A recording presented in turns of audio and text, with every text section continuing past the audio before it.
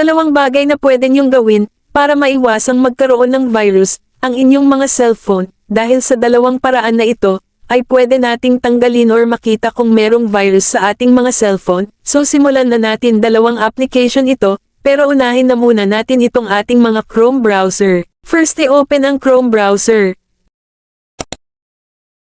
Then pindutin ang 3 dots.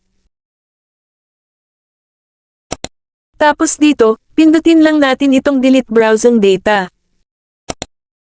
Dahil sa mga hindi nakakaalam dito sa loob ng delete browsing data, lahat ng mga websites na pinuntahan natin ay naiipon lahat dito pati yung lahat ng mga cookies at cache nila, kaya may possibility na sa lahat ng pinuntahan yung mga websites ay merong isang may virus, kaya para maiwasan natin yan, ay mag-delete browsing data tayo kahit once a month lang. So yung tamang proseso naman sa pag-delete browsing data, ay bago nyo pindutin itong delete data dito sa baba, ay pindutin muna natin itong last 15 minutes dito sa taas.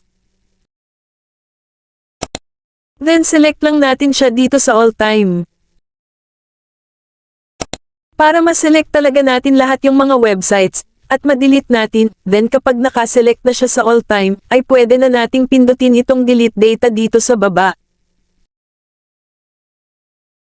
Automatic ma-delete na lahat yung mga history natin dito kay Chrome simula noon, then kapag okay na tayo dito kay Chrome, ay punta na tayo sa pangalawang application, para ma-check naman natin kung walang virus ang ating mga application. So dito, i-open naman natin itong ating Play Store.